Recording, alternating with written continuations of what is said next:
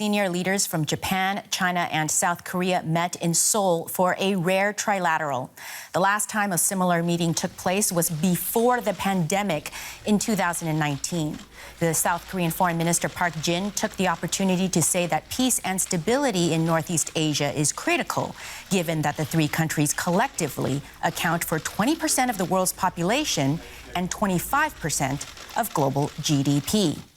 Park expressed hope in a follow-up trilateral soon at the highest level. I asked some leaders here to work closely together to make summit possible within this year. I hope that some leaders will do their very best to make this happen. Joining us in the studio is DW's Asia analyst Clifford Coonan. Clifford, there was another big trilateral last month involving South Korea and Japan, but the Americans were hosting at Camp David. So now there's this. Tell us, how do we interpret what we're seeing this week? Well, I think the meeting in Camp David really set alarm bells ringing in Beijing. Camp David has huge resonance and Beijing studies its history. This is a very important place in diplomatic history in the US. So I think when they saw that two key regional players like South Korea and Japan were meeting the US and that they were discussing security concerns and trade issues and all these kind of issues that China really worries about, I think it definitely woke China up to the need that it needs to start doing stuff about its neighbours. It needs to start looking out again. It's a country with 14 land borders and 8 sea borders, and it has difficult relations with a lot of its neighbours. But these two, South Korea and Japan, are of key importance. So China is starting this diplomatic process maybe by dealing with these two. I remember being on a trip to Japan quite a number of years ago at the beginning of Xi Jinping's leadership, and the foreign affairs experts there were absolutely terrified of China. They were very, very worried. I can only imagine that things are even more serious now in terms of Tokyo's thinking on this, and yet they're meeting China. I mean, they must be very scared, right? I think they are. I mean, these are neighbours. These are China's rise has been remarkable. Japan was always top dog in Asia. Suddenly, it's been pushed into second place in Asia, into third place in among the global economies. It's having to deal with a rising China, and it's causing a lot of difficulty. Combined with that, there's also China's influence in North Korea. North Korea is a big factor in why the three of these are meeting. It will be because South Korea will be hoping that China can use its influence there, and Japan will also be hoping that China can do something about that. And the crazy thing in all of this is that each of these countries, including the United States, their biggest trading partner is China. So you have this economic angle. How do you square that round hole with the political interests that each country has? Well, a lot of the debate recently has been about economic coercion, about China using economic coercion to exert political pressure on neighbouring countries and on its other major regional players, including Japan and South Korea. In 2017, when the US installed a missile system there, China responded with economic coercion. On several occasions over the years, it's done the same thing to Japan and really made Japan realise just how dependent it's become on the economy. So I think this is a very important aspect to these. Now, thank you so much, Clifford. If you don't mind standing by in the studio, we'll want your expertise for the next story, because you would know, judging from appearances at that trilateral summit, that there is trouble brewing back home. But that has been the case in Beijing, notably on the diplomatic front, with the disappearances of high-level Chinese officials. That has worried other countries and raised lots of questions about what is happening with Xi Jinping and his leadership. China's ruling Communist Party loves public displays of power. Glittering sporting events such as the ongoing Asian Games in Hangzhou, impressive parades highlighting China's swelling military muscle, and red flag festooned political gatherings. Leader Xi Jinping has carved out absolute authority as party boss, army chief and president. And no one outside the party's inner circle really knows what happens inside the black box that is Chinese power politics. Now China is experiencing an unprecedented period of uncertainty. the economy is slowing, and anti-China sentiment is growing among Beijing's regional neighbours and in the West more generally. The result of all this volatility is a summer of purges in China. In June, just 3 months after Xi unveiled his cabinet at the annual National People's Congress, his one-time ally, Foreign Minister Qin Gang, suddenly disappeared. He was reportedly jettisoned because he'd had an extramarital affair and a love child with a Chinese TV journalist during his time as Beijing's ambassador to Washington. He's not been seen since. Next to go was the commander of the People's Liberation Army Rocket Force, Li Yuchao. This elite PLA unit, which oversees land-based missile defence, was massively upgraded as a pet project of Xi himself in 2016. The rocket force would play a key role in any Taiwan invasion scenario.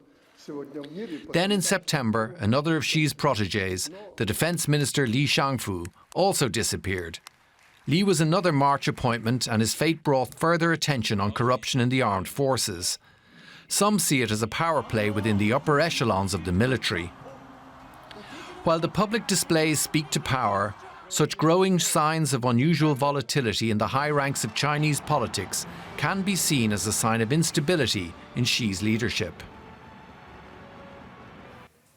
Well, turning to Clifford Coonan once again, I think there's two ways of interpreting what's happening.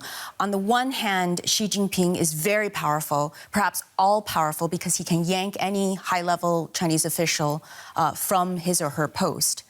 On the other hand, though, he selected these people in the first place, so isn't it a sign of weakness if he then yanks them off their post? It means that he didn't make the right decision in the first place. So between these two alternatives, Clifford, how should we be looking at this? Well, I think what's happened is we've become used to dealing with China and dealing with the Communist Party as if it's like a Western political party, but in fact it's a classical Marxist-Leninist communist party, which acts very much in the same way as communist parties have behaved over the last 100 years. We saw it in Russia, in Soviet Russia. We had with Stalin and his purges. They've happened in nearly every communist society. So Xi Jinping grew up with these purges. His own father, Xi Jinping, was purged, and he was also sent away during the Cultural Revolution. He grew up in this kind of culture. So for him, this is a way of consolidating his power, of making sure that knows their place, also maybe getting rid of rivals. And then there's also an element which we've also known from history, that maybe there's an element of paranoia there. Maybe he's seeing threats now. Maybe in some ways that is a sign of weakness. But as far as he's concerned, this is a way of making sure that Xi Jinping is number one, and that he's at the center of power, and that he's the center of decision-making when it comes to how things work in China. So what looks strange to us is pretty normal for him in terms of how he might deal with conflict. It's all he's ever known. Are we seeing any signs that these disappearances are impacting the respective ministries? We've had people from the military, from the foreign ministry disappear. I think what's interesting is he has three jobs. He's head of the Communist Party, he's the president, and he's head of the army and the Central Military Commission. And I think what this does is it establishes power base within the army on what he sees as a firmer footing. He's keeping the generals on their toes. He's moving them around. He's done this several times since he came to power in 2012. And I think we're seeing that it's definitely impacting on how the army is behaving, because there's a lot of issues that the army is dealing with, such as a possible invasion of Taiwan. She wants to make sure that he's the top dog when it comes to issues like preparing for that sort of situation. Also, territorial expansion in the South China Sea and the development of the Navy. She wants to be the one in control. So in terms of how the ministries operate, how the Defence Ministry operates, it's having to defer to Xi on pretty much every decision that it makes. And we've seen a lot of, it's not just these last two incidents from the military. Quite a number of high-level military officials have been taken off their posts and disappeared. Are we seeing any signs of these disappearances impacting things globally, externally? Well, I think the disappearance of Qingang is very interesting because that shows how the foreign ministry is, how it's, he's someone who's well known overseas. He was the ambassador to Washington. And I think his disappearance certainly has people scratching their heads. We had Emmanuel Ram, the US ambassador to Japan, who was tweeting saying that this is like an Agatha Christie novel, that there's so many people disappearing in Xi Jinping's cabinet. So clearly it's something that the international diplomatic community is aware of, and politically it's being read as a sign that in some ways he's feeling the impact of the US's growing influence in Asia, as we've seen through its growing closeness with Japan and Korea. And I think it's definitely something that he feels he has to deal with. There's also another aspect to this, if you look at the economy, because isn't in some ways the dealing with Jack Ma and with Alibaba a form of purge? Right. Or the broader crackdown on the tech sector? These are also kind of purges within this classical communist model, because it's a way of asserting authority and a way of showing that he's top dog in all areas of society. The tech sector wasn't a big issue in the Stalinist era, but now it's become one of the main bedrocks of support for Xi Jinping in China. I think it's really important to underscore that, because we think of purges as something from the 20th century, but it can't happen in the 21st century, but it is right before our eyes.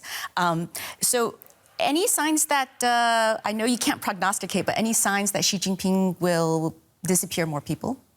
Well, there's lots of rumours at the moment that there's more to come in the army, that he's going to further embed his power in the army, again suggesting that maybe something is happening on Taiwan or something is happening on the South China Sea, certainly that there's going to be more assertiveness by China. So I don't think he's finished yet, and going on the previous classical models, there's still a way to go. Well, Clifford Coonan, thanks so much for your time. As always, with these leadership things, they get more paranoid as they hold on to power year after year. That's it for the program. As always, you can catch us on social media and on our website, dw.com/Asia. My name is Melissa Chan. Thanks for watching.